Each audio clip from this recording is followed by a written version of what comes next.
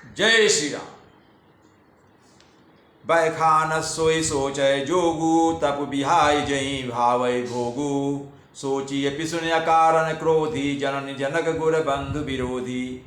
वशिष्ठ जी आगे कहते हैं किसका सोच करना चाहिए, वो बता रहे हैं वानप्रस्थ वही सोच करने योग्य है जिसको तपस्या छोड़कर भोग अच्छे लगते हैं। सोच उसका करना चाहिए जो चुगलखोर है, बिना ही कारण क्रोध करने वाला है तथा माता पिता गुरु एवं भाई बंधुओं के साथ विरोध रखने वाला है। ऐसे लोगों का सोच करना चाहिए। सब विधि सोची परोपकारी निज तनु पोषक निर्दय भारी सोचनीय सब ही विधि सोई जो न छाणी छलु हरिजन होई। वशिष्ठ जी आगे कहते हैं किसकी चिंता करनी चाहिए, वे कह रहे हैं सब प्रकार से उसका सोच करना चाहिए जो दूसरों का अनिष्ट करता है, अपने ही शरीर का पोषण करता है और बड़ा भारी निर्दयी है। और वह तो सभी प्रकार से सोच करने योग्य है जो छल छोड़कर हरि का भक्त नहीं होता, अर्थात भगवान विष्णु की पूजा नहीं करता। सोचनीय नहीं कौशल राऊ भुवन चारि दस प्रगट प्रभाऊ भयउ न अब निहारा भूप भरत जस पिता तुम्हारा।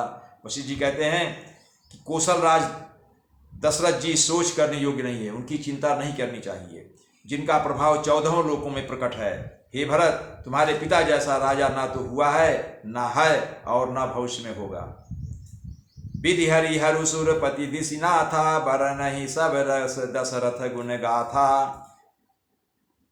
ब्रह्मा विष्णु शिव इंद्र और दिक्पाल सभी दशरथ जी के गुणों की कथाएं कहा करते हैं।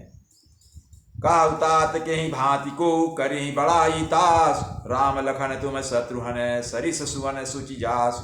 आगे कहते हैं वशिष्ठ जी, हे तात कहो उनकी बड़ाई कोई किस प्रकार करेगा जिनके श्री राम लक्ष्मण तुम और शत्रुघ्न जैसे पवित्र पुत्र हैं।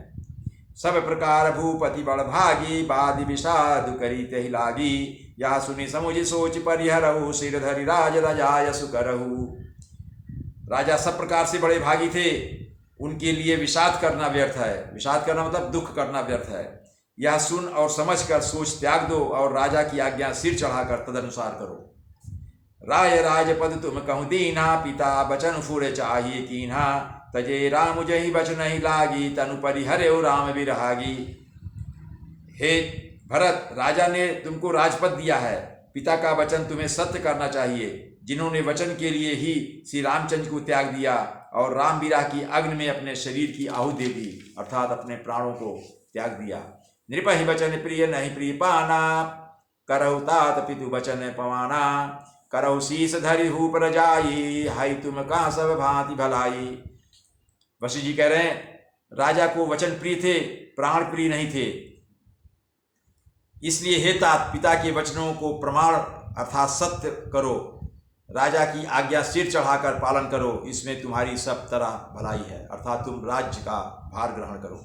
परशुराम पितु आज्ञा राखी मारी मातु लोक सब साखी तनय जजाति जौ बनुदयऊ पितु आज्ञा यज्ञ अजम सुन भयऊ। आगे कहते हैं परशुराम जी ने पिता की आज्ञा रखी, पिताजी की आज्ञा का पालन किया और माता को मार डाला। सब लोग इस बात के साक्षी हैं। राजा ययाति के पुत्र ने पिता को अपनी जवानी दे दी, पिता की आज्ञा पालन करने से उन्हें पाप और अपयश नहीं हुआ।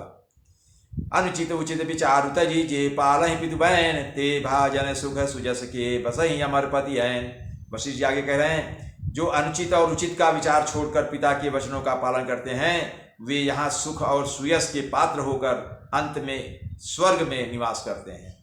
अवसि नरेश बचन फुर कहु पालहु प्रजा शोकी पर हरहु सुरपुर नृप पाई परितोषु तुम कहाँ सुकृतु सुजसु नहीं दोषु।